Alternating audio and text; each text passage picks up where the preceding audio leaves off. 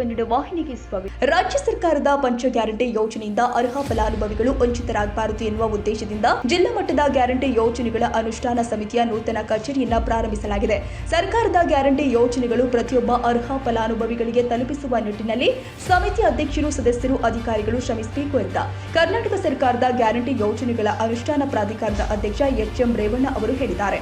ಜಿಲ್ಲಾಡಳಿತ ಜಿಲ್ಲಾ ಪಂಚಾಯತ್ ವತಿಯಿಂದ ಬುಧವಾರ ಜಿಲ್ಲಾ ಪಂಚಾಯತ್ ಆವರಣದ ಜಿಲ್ಲಾ ಮಟ್ಟದ ಗ್ಯಾರಂಟಿ ಯೋಜನೆಗಳ ಅನುಷ್ಠಾನ ಸಮಿತಿಯ ನೂತನ ಕಚೇರಿ ಉದ್ಘಾಟಿಸಿ ಬಳಿಕ ಜಿಲ್ಲಾ ಪಂಚಾಯತ್ ಸಭಾಂಗಣದಲ್ಲಿ ಜಿಲ್ಲಾ ಮಟ್ಟದ ಗ್ಯಾರಂಟಿ ಯೋಜನೆಗಳ ಅನುಷ್ಠಾನ ಸಮಿತಿಯ ನೂತನ ಕಚೇರಿ ಉದ್ದೇಶಗಳ ಕುರಿತು ಅವರು ಮಾತನಾಡಿದರು. ರಾಜ್ಯ ಸರ್ಕಾರದ ಪಂಚ ಗ್ಯಾರಂಟಿ ಯೋಜನೆಗಳು ಆಗಿರುವಂತಹ ಗೃಹಲಕ್ಷ್ಮಿ, ಗೃಹಜ್ಯೋತಿ, ಶಕ್ತಿ, ಅನ್ನಭಾಗ್ಯ, ಯುವ ನಿಧಿ ಯೋಜನೆಗಳ ಸೌಲಭ್ಯಗಳನ್ನು ಸಾಕಷ್ಟು ಜನ ಪಡೆದಿದ್ದಾರೆ. ಯೋಜನೆಗಳನ್ನು ಇನ್ನಷ್ಟು ಪರಿಣಾಮಕಾರಿಯಾಗಿ ಅನುಷ್ಠಾನಗೊಳ್ಳಬೇಕಾಗಿದೆ ಎಂದರು. ಗ್ಯಾರಂಟಿ ಯೋಜನೆಗಳ ಸಮಿತಿಯ ಕಚೇರಿ ಮೂಲಕ ಸಮಾಜದ ಕಟ್ಟಕಡೆಯ ವ್ಯಕ್ತಿಯ ತನಕ ಯೋಜನೆಗಳು ಮುಟ್ಟಿಸುವುದು ಸರ್ಕಾರದ ಮೂಲ ಉದ್ದೇಶವಾಗಿದೆ. ಇದೇ ಮಾದರಿಯಲ್ಲಿ ಕಳೆದ 20 ವರ್ಷಗಳಿಂದ ಸರ್ಕಾರ ಇಂತಹ ಜನಪರ ಯೋಜನೆಗಳನ್ನು ಜಾರಿಗೆ ತಂದಿದೆ. ವಸತಿ ಭೂ ಸುಧಾರಣೆ ಕಾಯ್ದೆ ತಿದ್ದುಪಡಿ, ಪಡಿತರ ವಿದ್ಯಾರ್ಥಿ ವೇತನ, ನಿವೇಶನ, ಉಚಿತ ವಿದ್ಯುತ್ ಸೇರಿ ಈಗಾಗಲೇ ಸಾಕಷ್ಟು ಜನಪರ ಯೋಜನೆಗಳನ್ನು ರಾಜ್ಯದ ಜನತೆಗೆ ಸರ್ಕಾರ ಮೊದಲಿನಿಂದಲೂ ಕೊಡುಗೆಯಾಗಿ ನೀಡುತ್ತಾ ಬಂದಿದೆ ಎಂದರು. ಇದರ ಮುಂದಿನ ಆಯಾಮವಾಗಿ ರಾಜ್ಯದ ಎಲ್ಲ ಜನರಿಗೆ ಹೆಚ್ಚಿನ ಯೋಜನೆಗಳನ್ನು ತಲುಪಿಸಲು 5 ಗ್ಯಾರಂಟಿ ಯೋಜನೆಗಳನ್ನು ಜಾರಿಗೆ ತರಲಾಗಿದೆ. ಮಹಿಳಾ ಸಬಲೀಕರಣಕ್ಕೆ ಸರ್ಕಾರ ಹೆಚ್ಚು ಒತ್ತು ಕೊಟ್ಟಿದೆ. ಇನ್ನು ಹೆಚ್ಚಿನ ಮಟ್ಟದಲ್ಲಿ ಯೋಜನೆಗಳನ್ನು ಜನರಿಗೆ ತಲುಪಿಸಲು ಅಧಿಕಾರಿಗಳು, ಸಮಿತಿ ಸದಸ್ಯರು ಶ್ರಮಿಸಬೇಕು ಅಂತ ಕರ್ನಾಟಕ ಸರ್ಕಾರದ ಗ್ಯಾರಂಟಿ ಯೋಜನೆಗಳ ಅನುಷ್ಠಾನ ಪ್ರಾಧಿಕಾರದ ಅಧ್ಯಕ್ಷ ಎಚ್.ಎಂ. ರೇವಣ್ಣ ಹೇಳಿದ್ದಾರೆ. ಬೆಳಗಾವಿ ಜಿಲ್ಲೆ ಸಂತೋಷ ಆಯಿತು. ಇಲ್ಲಿಯ ಅಧಿಕಾರಿಗಳು ಮತ್ತು ನಾಯಕರ ಸಹಕಾರದಿಂದ ಅಷ್ಟು ತಾಲೂಕಿನಲ್ಲಿ ಕಾರ್ಯಕ್ರಮವನ್ನು ಪ್ರಾರಂಭ ಆಗಿರುವುದು ಶುಭ ಸೂಚನೆ ಅಂತಕ್ಕಂಥ ವಿಷಯ. ಇಡೀ ರಾಜ್ಯದಲ್ಲಿ ಮೊದಲನೇ ಜಿಲ್ಲೆ ಇದಾಗಿದೆ. ಕೆಲವು ಜಿಲ್ಲೆಗಳನ್ನು ಈಗ ಬಿಜಾಪುರ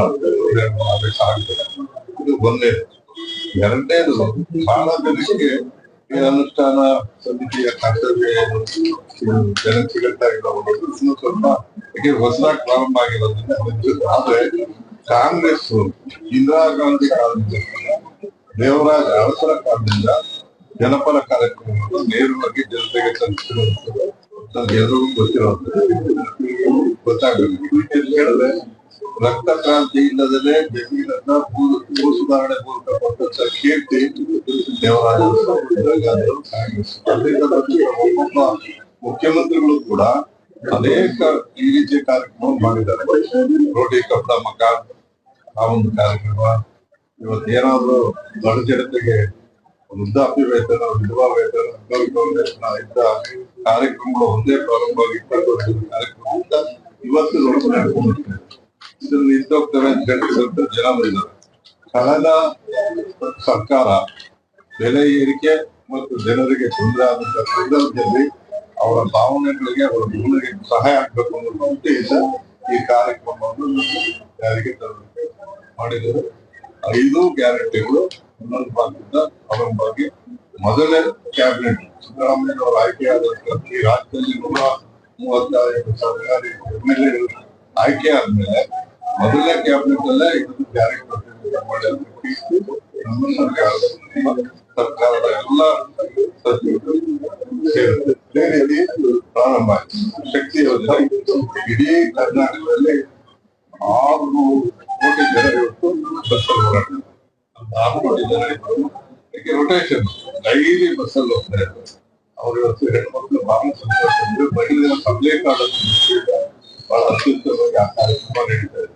ಇನ್ನ ಜ್ಯೋತಿ 200 ಯೂನಿಟ್ ಇವತ್ತು ಜೀರೋ ಬಿಲ್ ಆಗಿ ಮನೆಗಳಿಗೆ ತಲುಪ್ತಾ ಇದೆ.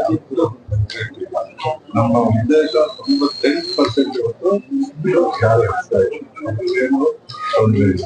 ಅದೇ ರೀತಿ ನಮ್ಮ ಅನ್ನಭಾಗ್ಯ, ನಾವು ಹಿಂದೆ ಈ ಸರ್ಕಾರದಲ್ಲಿ ನಾವು ಸಿದ್ದರಾಮಯ್ಯನವರು 165 ಸಂದರ್ಭದಲ್ಲಿ ನಾವು ಅಕ್ಕಿ ನಾವು ಕೊಡ್ತಾ ಇದ್ವಿ. ಅದು ಕಟ್ ಮಾಡಿದವರು ಬಿಜೆಪಿ, ಕೊಡೋದು ನಾವು ಕಿತ್ಕೊಳ್ಳೋದು. ಇಂದಿರಾ ಕ್ಯಾಂಟೀನ್ ನಿಲ್ಲಿಸೋರು, ಮಕ್ಕಳ ಸ್ಕಾಲರ್ಶಿಪ್ ನಿಲ್ಲಿಸೋರು. ಸಮಯದಲ್ಲಿ ನಾವು ತೊಂದರೆ ಆದಂತ ಪರಿಸ್ಥಿತಿಯಿಂದ ಈ ಕಾರ್ಯಕ್ರಮಗಳನ್ನು ರೂಪಿಸಿದ್ವಿ. ಈ ಕಾರ್ಯಕ್ರಮಗಳು 98 ಭಾಗ 98% ಜನರಿಗೆ ರೀಚ್ ಆಗ್ತದೆ. ನಾವು ಕೇರಳದಲ್ಲಿ ಗೃಹಲಕ್ಷ್ಮಿ ಕಳೆದ ಜೂನ್ ಮತ್ತು ಇನ್ನೊಂದು ದಿನ ಬರ್ಬೇಕಾಗಿದೆ. ಕೂಡ ಇವತ್ತು ಮಾತಾಡೋದು ನಮ್ಮ ಫೈನಾನ್ಸ್ ಸೆಕ್ಟರ್ ಇನ್ನೊಂದು ವಾರದಲ್ಲಿ ಬರ್ತದೆ. ಅದು ಸ್ಪೆಸಿಫಿಕ್ ಅನ್ನೋ ಪದ ನೀವೇ ಹೇಳ್ತಾ ಇದ್ದೀರಾ ಕೂಡ ಕೊಡ್ತಾ ಇದ್ದೇವೆ. ಕೊಟ್ಟವರು ಈಗ ಬಂದಂತ ಯಾರ್ಯಾರ ದಿನದಿಂದ ಇಲ್ಲಿವರೆಗೂ ಕೊಟ್ಟೇ ಇದೆ. ಇದು ನಿಲ್ಲುತ್ತೆ ಅಂತ ಹೇಳಿದಂತ ಜನರು ಇದ್ದಾರೆ. ದೊಡ್ಡ ದೊಡ್ಡ ವ್ಯಕ್ತಿಗಳ ಇದು ಅನುಷ್ಠಾನ ಆಗಲ್ಲ, ಈ ಕಾರ್ಯಕ್ರಮ ನಡೆಯಲ್ಲ, ಈ ಸುಳ್ಳು ಸರ್ಕಾರ ಅವರೇ ಈ ಕಾರ್ಯಕ್ರಮಗಳನ್ನ ಜಾರಿ ಕೊಡುವಂತ ಪರಿಸ್ಥಿತಿ ನೋಡ್ತಾ ಇದ್ದಾರೆ. ಅದರಿಂದ ಕಾಂಗ್ರೆಸ್ ಸರ್ಕಾರ ಯಾವುದೇ ಕಾರ್ಯಕ್ರಮ ತಂದ್ರೆ ಯಾವತ್ತೂ ನಿಲ್ಲಿಸೋದಿಲ್ಲ. ಇದು ಭರವಸೆ ಅಂತಲ್ಲ, ಇದು ನುಡಿದಂತೆ ನಡೆದ ಸರ್ಕಾರ. ಅದರಿಂದ ಯಾವ ಕಾರ್ಯಕ್ರಮಗಳು ನಿಲ್ಲಲ್ಲ. ಅದರಲ್ಲೂ ಈ ಯಶಸ್ವಿ ಕಾರ್ಯಕ್ರಮ ಇದರಲ್ಲಿ ಯಾವುದೇ ತೊಂದರೆ ಇಲ್ಲ. ಗೃಹಲಕ್ಷ್ಮಿ ಒಂದು ವ್ಯತ್ಯಾಸ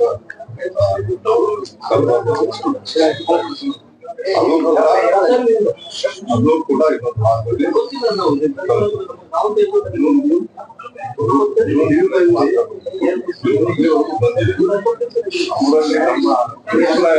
ನಮ್ಮ ಆಸೆ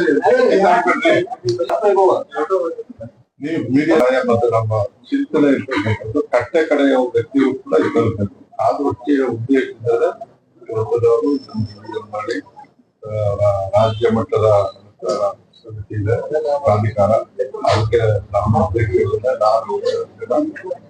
ವೈಸ್ ಚೇರ್ಮನ್ ಇದ್ದಾರೆ,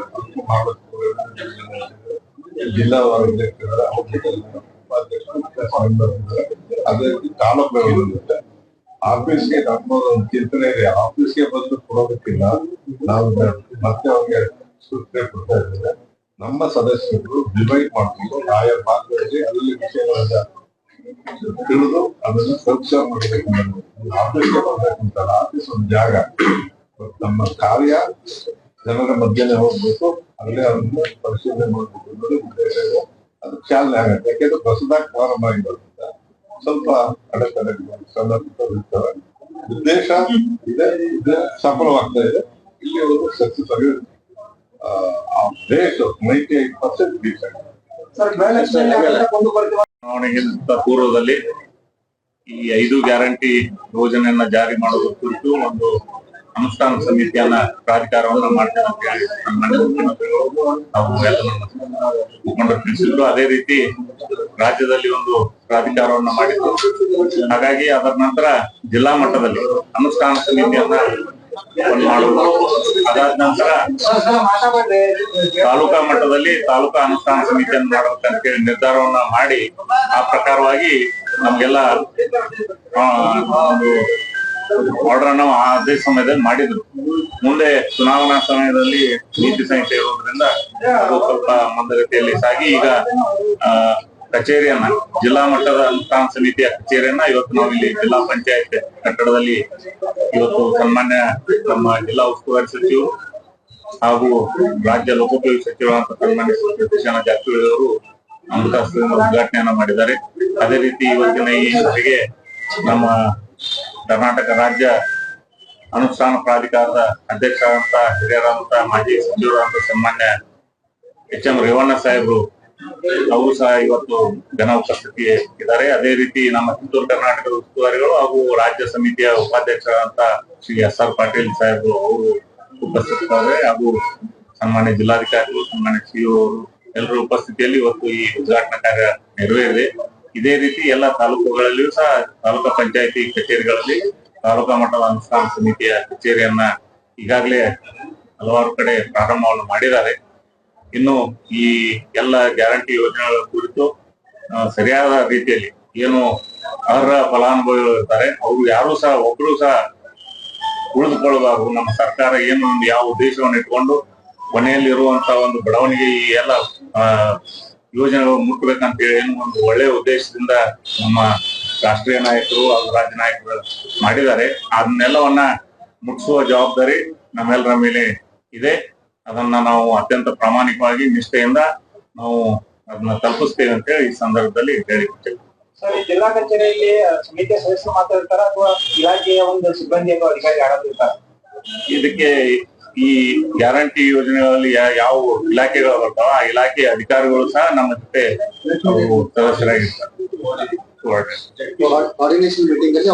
ಆದ್ರೆ ನಮ್ಮ ಈ ಕಮಿಟಿಯ ಕಾರ್ಯದರ್ಶಿಗಳಾಗಿ ಜಿಲ್ಲಾ ಪಂಚಾಯತ್ ಸಿಇಒ ಕಾರ್ಯನಿರ್ವಹಿಸ್ತಾರೆ. ಜನರು ಏನಾದ್ರು ಸಮಸ್ಯೆ ಇದ್ರೆ direct ಇಲ್ಲಿ ಬಂದು ಕೆಲಸ ಹೌದು, ಏನೇ ಒಂದು ಸಮಸ್ಯೆ ಇದ್ರು ಸಹ ಇಲ್ಲಿ ಬಂದು ನಮಗೆ ಭೇಟಿಯಾಗಿ ತಮ್ಮ ಸಮಸ್ಯೆಯನ್ನು ಹೇಳ್ಕೊಂಡ್ರೆ ನಾವು ಅದರ ಸಮಸ್ಯೆಯನ್ನು ಪರಿಹಾರ ಮಾಡ್ಲಿಕ್ಕೆ ನಾವು ಎಲ್ಲ ರೀತಿಯಿಂದ ಕ್ರಮವನ್ನು ಕೈಗೊಳ್ತೀವಿ.